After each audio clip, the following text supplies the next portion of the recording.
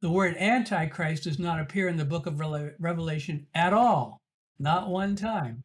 Now, the idea might be there, but John's not trying to talk to people mostly about who the Antichrist is or when he's coming, except to say that this alternative culture you were talking about is what the church needs to be now in the face of the already present anti-Messiah reality. And that's what's critical. Not that the Antichrist is coming, Antichrist is here. Hey everyone, welcome to the Walk Podcast. This is a place where we can answer honest questions, talk about hard issues, and walk alongside one another as we explore how spirituality fits into real life. I'm your host, Gil Shelsby, and it is my pleasure to introduce our esteemed guest who is calling in to join us today, Dr. Michael J. Gorman. Today we're talking with Dr. Gorman about the book of Revelation. The book of Revelation can be a wild ride, hard to understand and intimidating on a lot of levels. Dr. Gorman is a New Testament scholar. He's taught at St. Mary's Seminary and University since 1991. He's originally from Anne Arundel County, Maryland, and Dr. Gorman holds his Master of Divinity and his Doctor of Philosophy in New Testament from Princeton Theological Seminary. He's authored nearly 20 books, including several volumes on Paul, as well as works on Revelation and John. On a personal note, Dr. Gorman is happily married to his wife, Nancy. They're proud parents of 3 children and 8 grandchildren. We're eager and excited to explore Dr. Gorman's insights, his wisdom, and experiences as we dive in to better understand this book. Let's jump into our conversation with Dr. Michael Gorman. All right, well, I'm sitting here across the screen here from Dr. Michael Gorman. Dr. Gorman, thank you so much for jumping on and joining us today. My pleasure. It's so good to be here. Thank you for the invitation, Gil. Yes, absolutely. Will you just tell some of our listeners who you are and what you do and your journey up to this point that's led you to your work? Sure, thanks. Well, I'm a Maryland native. I was born and raised about 3 miles from where I currently live, which is unusual in the field of theology and biblical studies. Almost everybody ends up hundreds of miles away from where they were born and where they grew up. But I've been teaching at St. Mary's Seminary and University since 1991, so I've been there more than 30 years. It is the oldest Catholic seminary in the United States and the only one in the world that has an ecumenical or interdenominational division as a graduate school within it. That's where I started teaching till they moved me into the seminary as well 2 years later. So I've been there a long time. After going to high school here in Maryland, I went to college in Massachusetts and then came back and taught for a couple of years at the middle school level, actually. And then went to Princeton Seminary where I did my MDiv and my PhD and basically have been here ever since. A little bit of transition time in there, but finished my degree in 89, began teaching at St. Mary's in 91. So and my specialties are really 3, the Apostle Paul, the Gospel of John, and the Book of Revelation. And that's a good segue into our conversation today. I find the title of your book, to be honest, Dr. Gorman, really appropriate. It's entitled Reading Revelation Responsibly, Uncivil Worship and Witness, Following the Lamb into the New Creation. I'll have a moment to talk about that in a second. Sure. But this can be a scary book to approach for just the everyday person. It can be tricky. There's a whole lot of imagery and drama going on in Revelation that can make it maybe less approachable than most books of the New Testament. Have you seen it that way? Oh, yeah. I think there's 2 trends. People either overspend time on it or they run away from it. And I think more people run away from it, at least many people run away from it instead of spending any time with it. I think we can, like any piece of scripture, we can read it either in good ways or in not so good ways, responsibly or irresponsibly. But when it comes to Revelation, in my opinion at least, there's been a lot of irresponsible and even dangerous readings. So that's the reason for the little adverb responsibly in the title. What brought you to really write this book? Who is it for, would you say? Yeah, it's really for anybody who is concerned about the book of Revelation, either wants to understand it because they've maybe heard various readings or various interpretations that didn't quite seem to be right, or maybe they have actually been scared of it. And frankly, that's how I started out when I was in high school. It was the time of Hal Lindsey and the late great Planet Earth, if you will, the early version of Tim LaHaye and the Left Behind series. So I can remember at youth group one night when I was probably a sophomore or junior in high school, the youth leader got up and started telling us about all these prophecies based on Hal Lindsey's work that were about to be fulfilled, and that scared the living daylights out of me. Well, then I went off to college. Even at a Christian college, we had somebody on our floor who had some authority. He was called a resident assistant, sort of like in charge of the dorm floor. And he had the same points of view. So I took a very hands-off, scared approach to Revelation. I wouldn't touch it after that until I went to Princeton Seminary. And one of the great New Testament scholars of the 20th century was named Bruce Metzger. Among other things, he was the chair of the committee that translated the NRSV Bible. Bruce Metzger was an incredible scholar and teacher and gentleman, and he was offering a course on the book of Revelation. And I thought, if I'm ever going to learn this in a good way, it's now. So I signed up for that course, and I think that was in the fall of my second year. 2 or 3 years later, I was his research and teaching assistant, teaching the course with him. So by then I had fallen in love with Revelation. I wrote this book, at least in part, for those who might have been like me, afraid of the book of Revelation, and now just need someone to help them fall in love with it. I think your book absolutely does do that. It did that for me and so many others who've opened its pages. It's been a really, really helpful guide to a really often unapproachable book of scripture. So we're really grateful for that. The subtitle is Uncivil Worship and Witness, Following the Lamb into the New Creation. Kind of a loaded phrase there. Tell us a little bit more about what you mean by that. Yeah. Well, the publisher wasn't too happy with 2 subtitles, but there you have it. Uncivil Worship and Witness. Let me just talk about the word uncivil. One of the things that we learn in reading anything from the first century, Christian or not, is how closely united politics and religion were. They were frankly inseparable. So the gods had a role in politics and in society and in culture, basically to preserve that culture, preserve that society.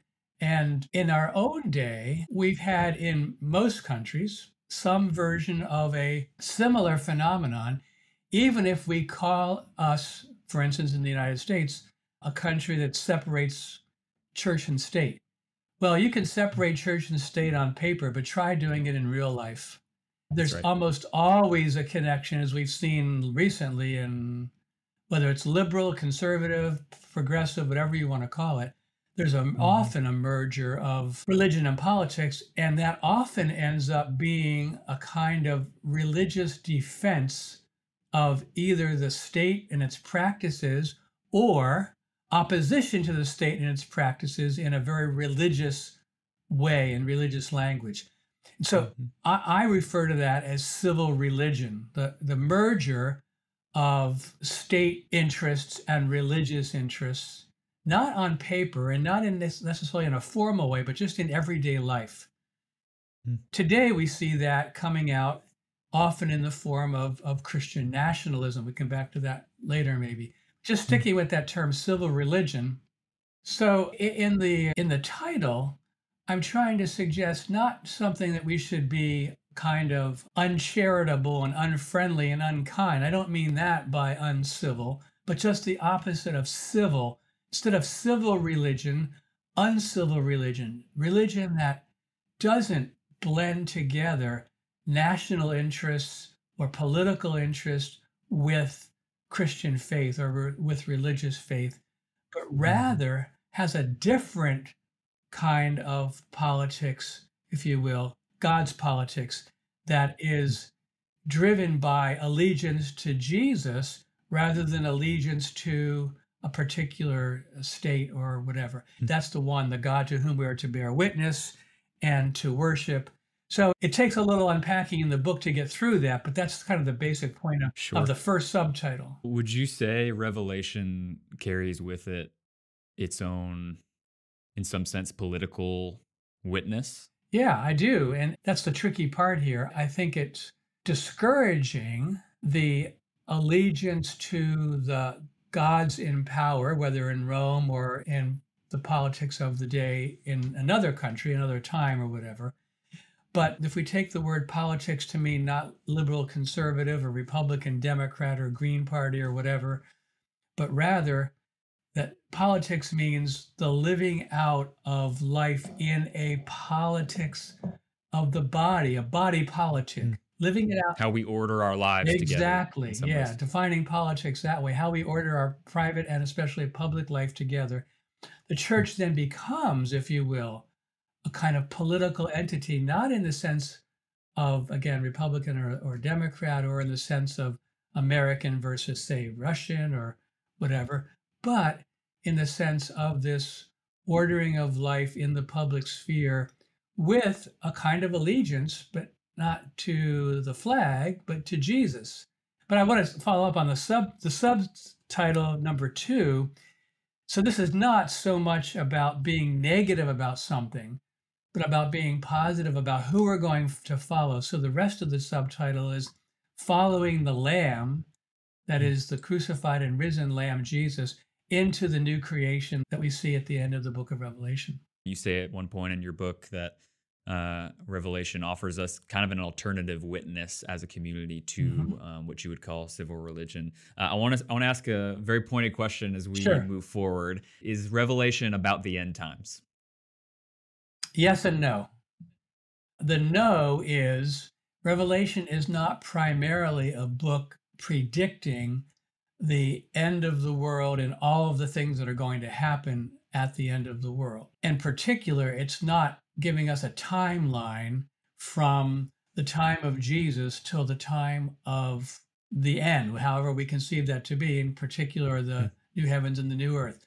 But the New Testament as a whole tells us that with the coming of Jesus and his death, resurrection, and exaltation, the new age has begun. And that, in a sense, is the end times. Are we living in the end times?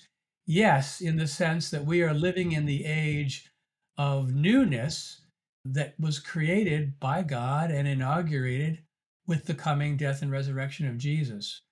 But do we get a timeline of events in the book of Revelation? No, that's, I think, a misreading.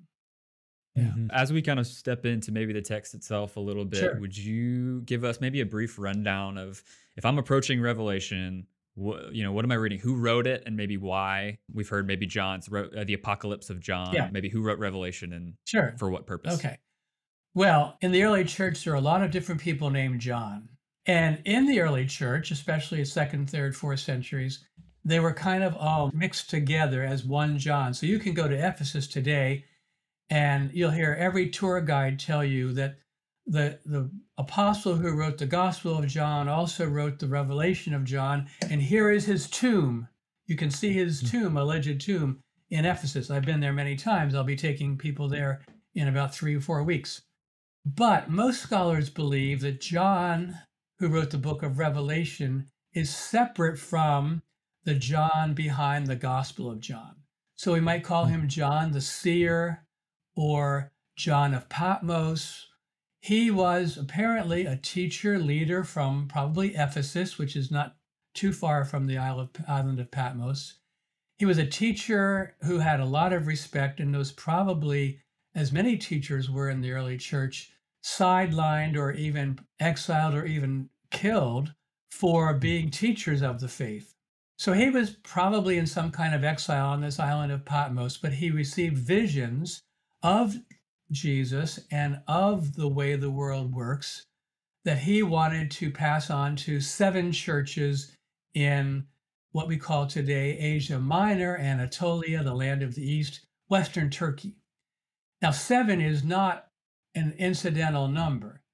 There were more than 7 churches in that part of Turkey in the first century. But 7 is symbolic of wholeness, of completeness.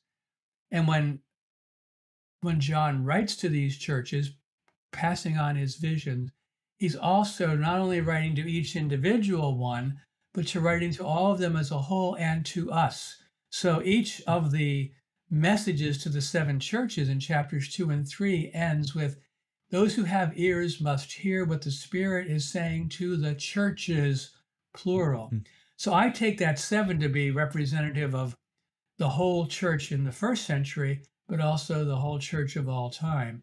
So he's writing to convince them and to convince us that they should be faithful and endure in difficult times, keep their eyes on the prize, so to speak, but especially keep their eyes on the Lamb, on Jesus the Lamb.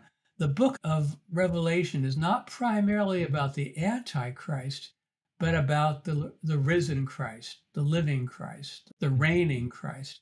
And that's where people often go wrong. They get caught up in who is the Antichrist and when is he coming and how are we going to know and what's he going to do? And John says, very interestingly, 28 times, think about that, 7 times 4, 7 for wholeness, 4 for wholeness, 4 corners of the earth, 4 winds. 7 times 4, 28 times identifies Jesus as the Lamb. The word Antichrist does not appear in the book of Revelation at all, not one time. You got to read the Johannine epistles, 1 John and so forth, if you want to hear that word. Now, the idea might be there. We can come back to that.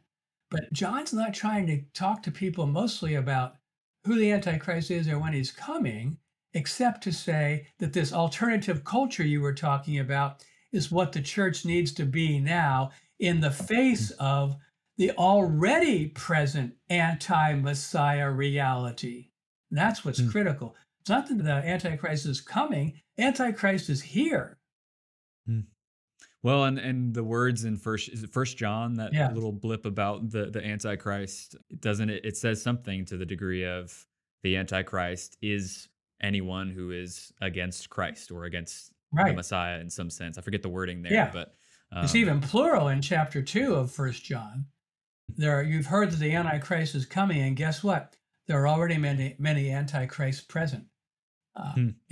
So I think a lot of people would be surprised to hear just the idea that word is not even there in Revelation at all. And if I'm correct too, the idea of the rapture is another one of those pictures that comes to mind that is inserted from somewhere else rather than the book of Revelation. Is that correct? Yeah, definitely. I would say that the rapture and the Antichrist are the 2 most significant words that people think of when they think of the book of Revelation. And the point is that neither word is there. And in the way they're normally conceived, neither idea is there. So the idea of a rapture goes back less than 200 years to the Plymouth Brethren in the mid-19th century in Britain. And I won't go into detail about it, but the idea arose that in chapter 4, verse 1, where John says, I was in the Spirit and I was taken up into heaven, that's a reference not only to John having a visionary experience of seeing God and the Lamb being worshiped, but also of the church being taken out of earth and brought up to heaven before all kinds of terrible things unfold on earth. That's not what Revelation 4 is about. And the idea that there are 2 comings of Jesus, one kind of secret and preliminary to rescue the church from all the evil that's going to happen, and then the real second coming that comes later, that's simply foreign to the book of Revelation. I'd say it's foreign to the entire New Testament. There are a couple of passages in the Gospels and in Paul, 1 Thessalonians 4, that have led in a misguided way to that idea as well.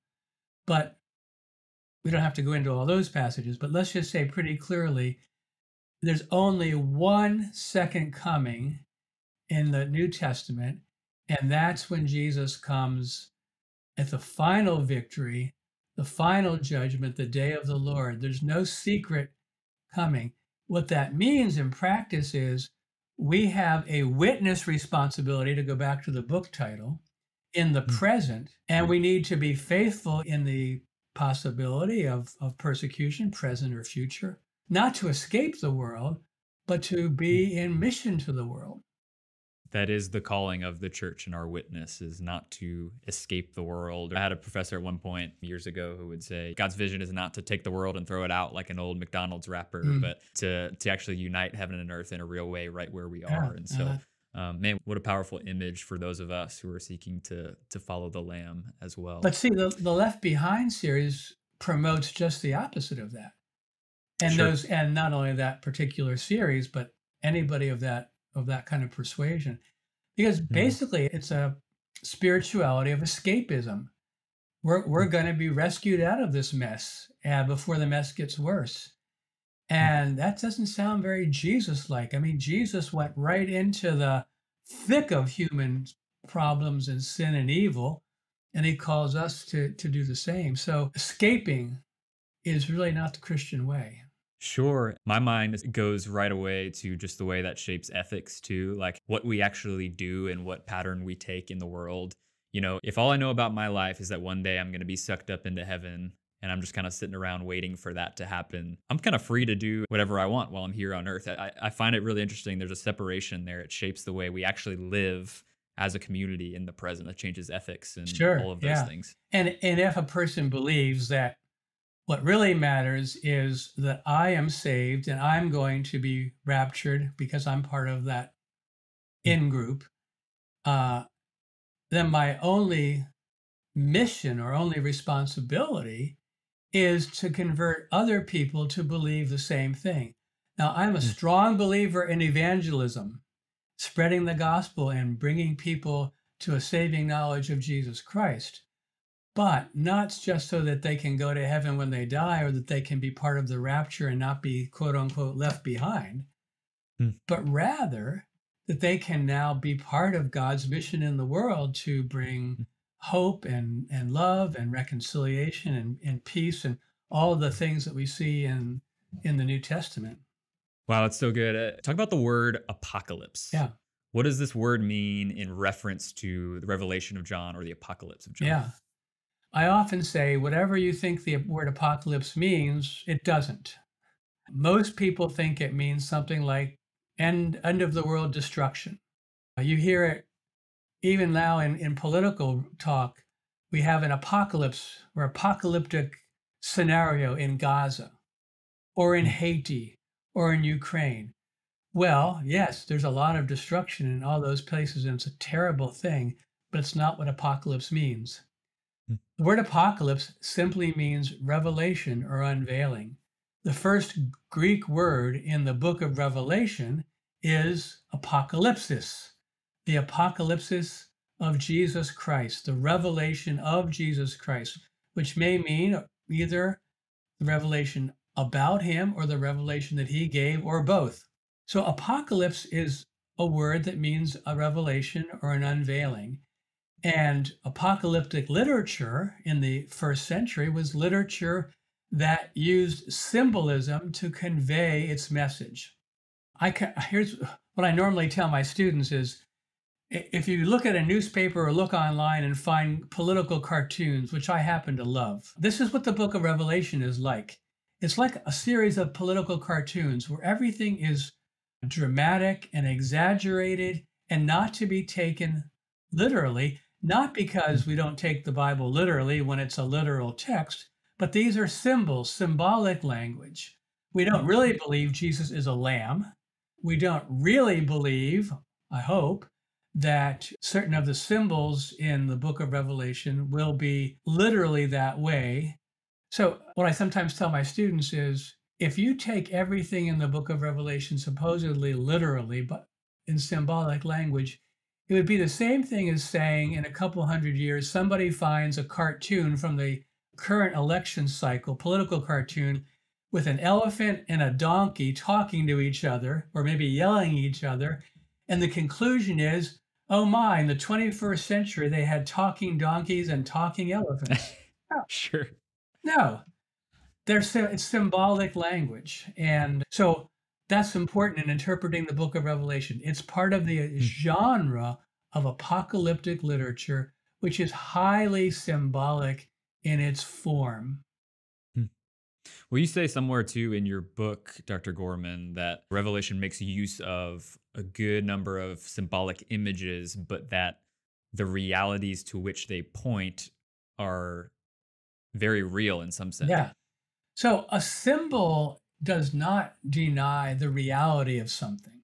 To give an example, Jesus as the lamb, he's not literally a lamb, but he was slaughtered like the lambs in, say, at Passover in the book of Exodus, or he's a lamb in the sense that he now has the ability to, as the resurrected one, to be paradoxically the shepherd of his people. Well, we don't believe Jesus is literally a shepherd, or any other many images that are attested to him. They are metaphors for or symbols for a reality. And similarly, and I think this is important, when we see images of destruction in the book of Revelation, they are metaphors of judgment and metaphors of God's doing something significant, but they aren't necessarily to be taken literally. And I would say that someone like a Hal Lindsey from an earlier time or more recent people actually believe this. If you read their commentaries, they try to distinguish and sometimes say, well, we shouldn't take this lamb language literally, but then on the 20 pages later, they do take something literally. Now, I'll give you an example. Hal Lindsey used to say he read the book of Revelation literally. But when he came to the description of the large locusts as emblems of judgment based on the Old Testament prophets, he said, wait a minute, these are not literally locusts, they are helicopters. Well, is he reading scripture literally? No, because if he was reading literally, he would be saying, let's be prepared not for Apache helicopters, but for giant flying locusts. So my point is that everybody, whether they know it or not, reads at least parts of Revelation symbolically, which is the way it should be read. Don't expect literal golden streets in the New Jerusalem. I won't rule it out of hand, it's impossible. But the idea is the beauty and the aesthetic pleasure of being in God's presence forever. Yeah, and there's a sense in which for us as a Christian community, as we read Revelation along with John, if we are not reading symbols the way he is with him and letting him guide us, we might be missing out on some of the beauty of what Revelation has to speak to us in some way. No doubt about it. Yeah, it is a beautiful book. So for someone who is approaching maybe even Revelation for the very first time, how should we approach and begin to read and interpret the book of Revelation? Yeah. It's interesting. Most scholars would say that when we're reading Revelation, we're reading a hybrid genre. By genre, I mean type of literature. So we all know you don't read a gospel the same way you read a letter. You don't read the Psalms the same way you read Genesis or Exodus, narrative. And when we read Revelation, we have to read it for what it is. So what is it? It is, I've already said, an apocalypse or apocalyptic literature. It's also at least couched in the form of a letter. John writing to these 7 churches, grace and peace to you, etc., just like we see in Paul or 1 Peter or whatever. And it is also prophecy. It self-identifies as prophecy, both in chapter 1 and in chapter 22. Well, what is prophecy? Prophecy is not just prediction, but prophecy is a word on target. It's a word of salvation and a word of judgment. That's what the biblical prophets pursued all the time. So if we start from what it is, that's how we should read it. Read it symbolically because it's an apocalypse. Read it as really addressed to the first century churches because it is a letter and has messages to specific churches within it. And read it as prophecy, as a word of grace or salvation and a word of judgment or warning. So that's kind of the starting place. So I'd say that would be the first thing to say. And then the second thing to say is, in all honesty, you need to read Revelation with a good guide because it is challenging and it can be disconcerting. And because most people don't have a good guide, they tend to read it in whatever way they've heard it, whether it's on TV or, on videos on YouTube or in the church, in ways that might not be very helpful or very healthy. So a good study, a good book. I'd be happy if people read my book, but there's also, this is one thing I want to say about Revelation study. Many, many people have written books that, apart from the civil religion emphasis, sound and look a lot like mine. David De Silva has a great little book on Revelation. My former co-student at Princeton, Nelson Crable, a Mennonite, has a great little book on Revelation. Lots of short commentaries. N.T. Wright's commentary on the book of Revelation. Scott McKnight, a name that may be known to your listeners, has a wonderful little book, came out about a year ago, called Revelation for the Rest of Us. Eugene Peterson, who used to be a pastor in Bel Air and taught at St. Mary's Ecumenical Institute before he moved on to other things. I inherited his course on the book of Revelation, by the way. He wrote a wonderful little book. It's called Reversed Thunder. And it's truly a remarkable book. It's certainly one of the best books on Revelation. It's very poetic in its approach to Revelation as a form of worship. The book of Revelation is calling us to worship. And that's part of my subtitle as well. But yeah, we'll make sure we'll link all those in our show notes too, so folks can go on and find those extra resources. We're often maybe a little bit overconfident in the ways we are able to approach and interpret scripture on our own, in my office by myself, me and my Bible sort of thing. Right. I want to focus in a little bit, maybe to circle back to the civil religion idea. You say somewhere, I think in your book, that Revelation is a critique of civil religion. What do you mean by this? Well, to go back what I was saying about the marriage of politics and religion, we see this in the book of Revelation, especially in chapters 12 and 13. That's where people get the idea of an antichrist coming in the future. But as I said earlier, this antichrist is already present. So in chapters 12 and 13, we learn that there's three figures. There's Satan, who inspires the first dragon, who comes from the sea, and the second dragon, the third entity, third person, if you will, causes people to worship the first dragon, who's inspired by Satan. And this is all the imagery of a satanic force, a demonic force, being behind the most powerful entity in the world that comes through water, and that from across the water, if you will, or out of the water. And that's the beast from the sea, representing the Empire of Rome and the Emperor of Rome. And this becomes very clear when we move into chapters 17 and 18, when we have the description of the harlot of Babylon. Babylon is the symbol of the enemy of God's people. The harlot of Babylon sitting on 7 mountains or 7 hills. Well, everybody knows that Rome is 7 hills. So you really understand that there's references to Rome here. Not some future Rome, not the Vatican, not the Catholic Church, but the Rome of the first century.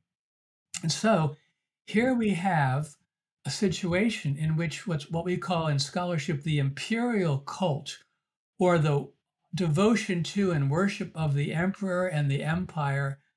This is permeating the first century. It's in Ephesus, it's in Pergamum, it's in Smyrna, it's in all the places that are addressed in the book of Revelation. And chapters 12 and 13 show the reality that this is, but it shows it in symbolic language. And now John is saying that's the, if you will, the Antichrist, that's the anti-Messiah reality.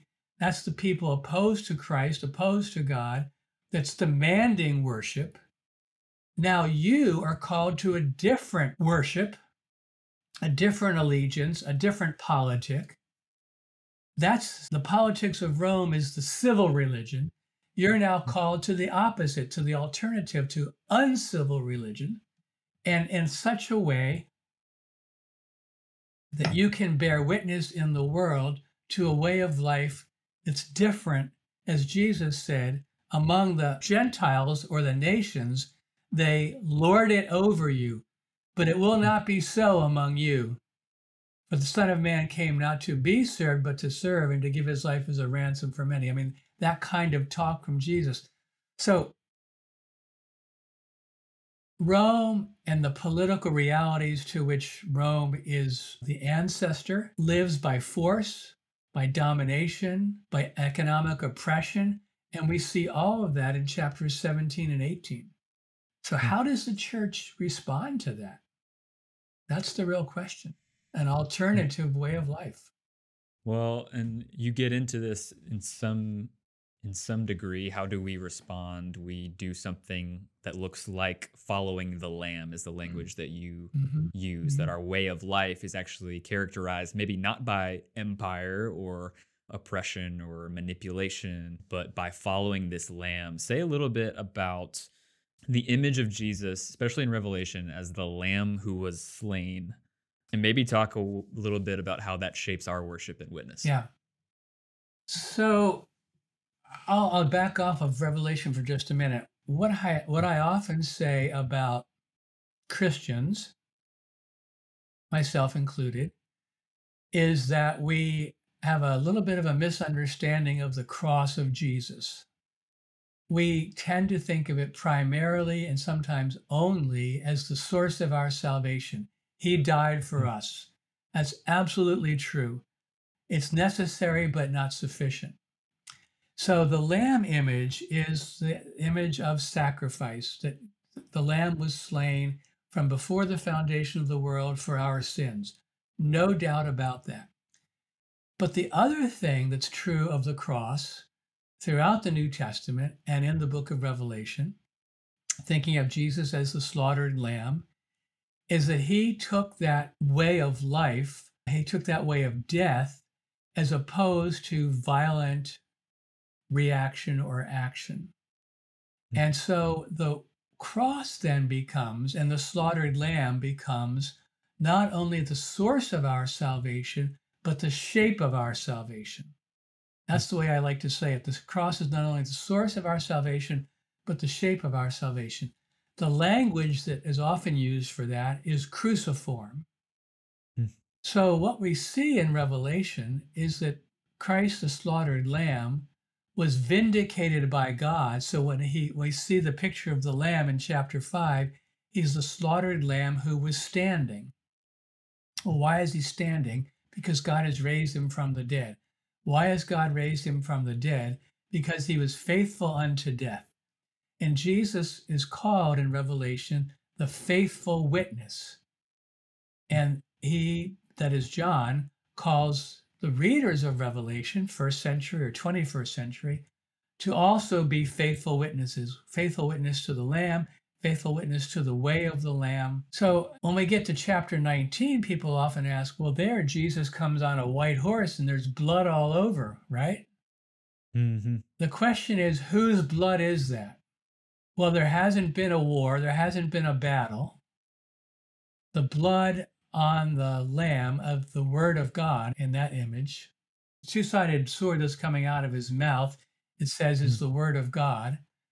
This is the slaughtered Lamb coming to rescue and conquer, not by killing, because he's already absorbed violence, he's already shed his own blood. And that's the blood he enters into to conquer with.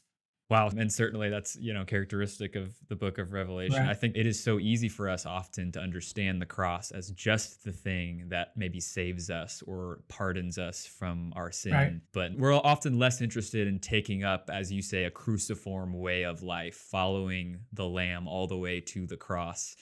And so I find those two things being held together, certainly in the book of Revelation, but for us as a Christian community, as we follow the Lamb, he is going to the cross and we're needing to follow him there as well. So it's certainly a powerful image. Well, I think we need to say something about what happens at the very end there in that final vision of Revelation 21 and 22. A lot of people maybe have heard it quoted before or read in different settings. Tell us a little bit about what's going on there in the final vision. Well, Revelation 21 and 22, at least to the first part of 22, is not only the end of the book of Revelation, it's not only the end of the New Testament, it's obviously the end of the whole Bible. I sometimes like to tell my students what would happen if we didn't have the book of Revelation. We would end the New Testament with the book of Jude. Now, I don't have anything against the book of Jude, but it's not quite as interesting as the book of Revelation. Sure. And what's significant here is the vision of Revelation 21 and 22, new heavens and new earth, is new creation. It's like bookends in the Bible. We start with creation, we end with new creation. That's the flow of the biblical story from creation to new creation. The creation is a garden with two people, and it's beautiful. But the new creation is got many people, and it's an urban garden because we have millennia of human life and human culture and human development. So now we have buildings and we have streets and we have people interacting and people coming in and out because there's no gates. There's no gates on the city because it's completely secure. There's no danger.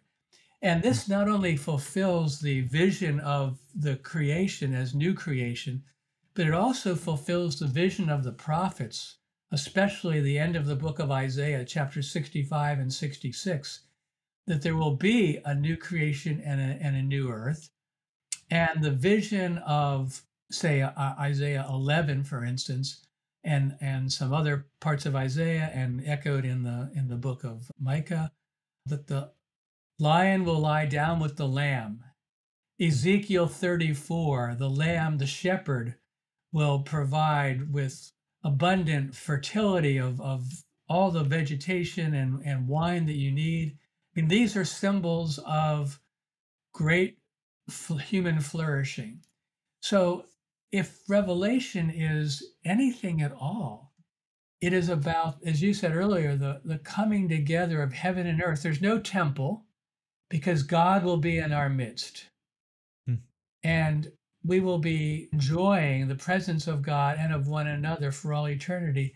And it's interesting, there's implications in those chapters, in those verses, that life hasn't quite reached its complete climax. There's still an ongoing reality. There's still an ongoing life. It's not a static reality. It's a vibrant reality that we see depicted there. And I think that's really important for us to keep in mind. Yeah. Wow. I had never thought about it that way. Just that final vision ushers in something new and a new creation, but maybe there still is a way of life that we're all to live during that time, or there's work to be done, or gardening to be done. Yeah. Gardening and maybe cleaning up the city. I don't know. It's sure. It's could speculate. It's speculative, but it's speculation about symbolism, so that's even more dangerous. Sure. But the point is, this is life. It's certainly not sitting on a cloud and strumming a harpsichord or strumming a lyre or something. It's the nations are still going to be coming in, and wiping away of tear has taken place, but there's still going to be the healing of the nations. It's for the healing of the nations. So that's why I talk about this as a dynamic, vibrant reality rather than static. I found it really interesting the way you talk about this somewhere in your book, just about how the new creation that we see at the end there, new heaven and a new earth, maybe is not the destruction of the old world, but the transformation of the earth. Say a little bit about that, just the difference between we're not tossing away some old creation, but it's being transformed in our midst, sort of thing. I think that's a very important point. Thanks for bringing it up. If we think about this simply from a theological point of view and a comparative point of view, when a human being creates a work of art, the last thing we want to do is see it destroyed. And it's the same with God. God has made a beautiful creation, and God's dream, if you will, God's vision, is that creation be what he intended it to be, and we have disfigured it. But God's plan is not to trash it, but to transform it. And I think that's a really powerful image. So new heavens and new earth, we might at least maybe not translate, but interpret that to mean transformed heavens and transformed earth. And as you said, they're coming together. One scholar says this way: the only rapture in the book of Revelation is not the church going up to God, but God coming down to earth, which is what we see in the end of the book of Revelation. So it calls it a reverse rapture, Wow. Yeah, I like that.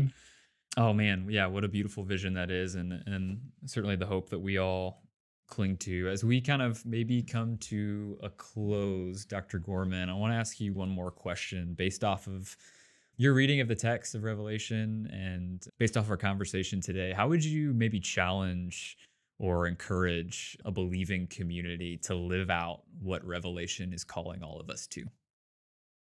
Well, a couple of things. That's a very good question that requires a very long answer, but a couple of things.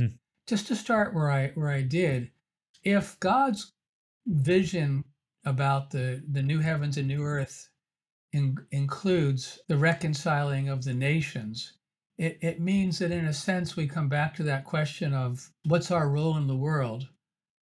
Reconciliation is a theme in the New Testament. It's one that we don't spend enough time on.